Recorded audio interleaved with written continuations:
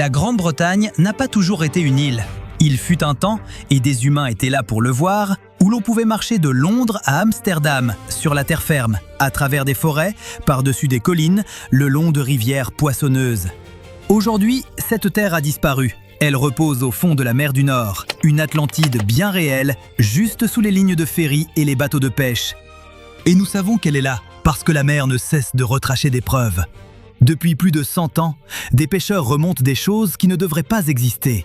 Des crânes de mammouth, des outils anciens, même des ossements humains, comme autant de cartes postales d'un pays englouti. Des milliers de personnes y vivaient. Elles ont vu leur monde disparaître sous les vagues, un rivage après l'autre, jusqu'à ce qu'il ne reste plus rien où se tenir. Alors aujourd'hui, nous plongeons visiter ce monde perdu. Son nom est Doggerland, et son histoire est plus étrange et plus triste que n'importe quelle légende. Plantons le décor. Il y a environ 10 000 ans, la dernière ère glaciaire relâche son emprise, et la carte de l'Europe semble fausse, car la Grande-Bretagne n'est pas une île. Là où se trouve la mer du Nord aujourd'hui, il y a de la terre, beaucoup de terre. À son apogée, une superficie plus grande que bien des pays européens modernes, reliant l'Angleterre, le Danemark, l'Allemagne et les Pays-Bas en un seul territoire continu. On pouvait marcher de l'actuel Londres à l'actuel Amsterdam. Pas de bateau, pas de tunnel, juste une très longue marche. Comptez environ 3 semaines. Et ce n'était pas une étendue gelée et déserte. Doggerland était un territoire de choix, sans doute le meilleur terrain de chasse de toute l'Europe.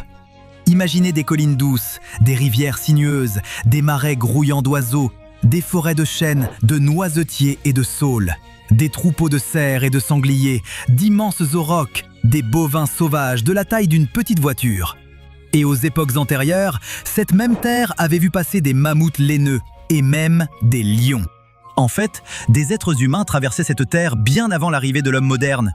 Des pêcheurs ont remonté un fragment de crâne de néandertalien du fond marin au large des côtes néerlandaises.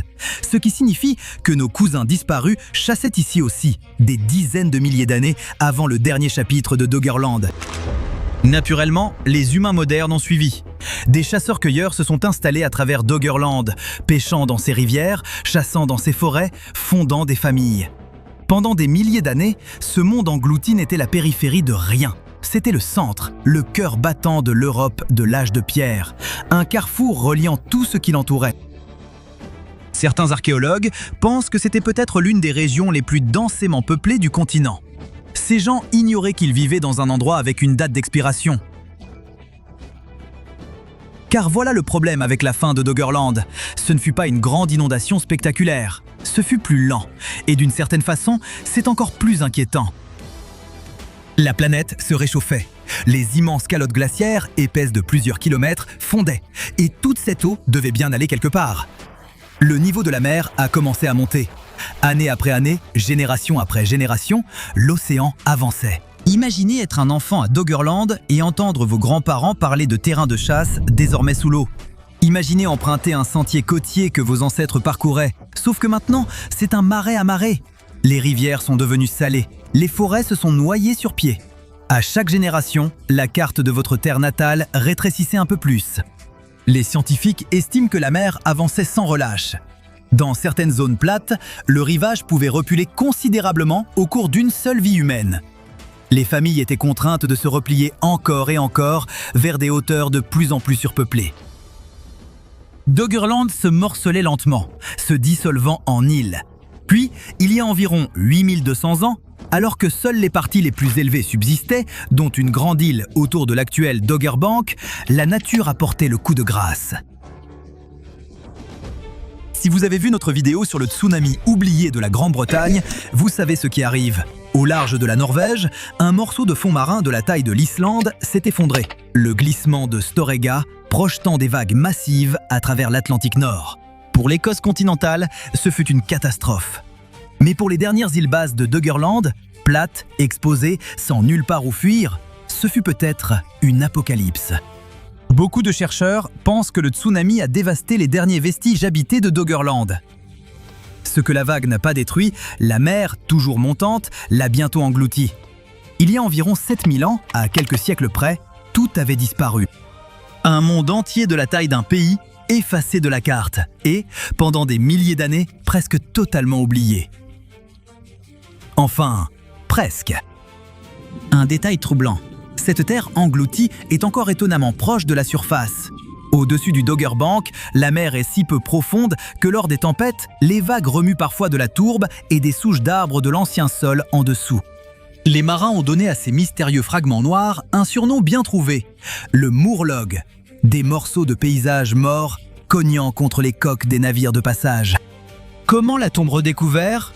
Honnêtement, par accident, et les premiers découvreurs n'étaient pas des scientifiques, c'étaient des pêcheurs. Depuis bien plus d'un siècle, les chalutiers de la mer du Nord remontent des choses insensées. Des crânes de mammouth, des bois de cerfs géants, des os, et puis des objets indéniablement fabriqués par l'homme. Par exemple, des harpons taillés dans l'os et divers outils de pierre. En 1931, un chalutier nommé le Colinda a remonté une élégante pointe barbelée en bois de cerf, vieille de plus de 10 000 ans. Arrachée au fond marin avec la prise du jour, elle... Pensez à cette image un instant. Un équipage de pêcheurs s'attendant à du cabillaud, fixant à la place une arme tenue pour la dernière fois par un chasseur dont la patrie entière n'existe plus. Pendant des décennies, ces trouvailles se sont accumulées dans les musées et les collections privées, des curiosités sans histoire.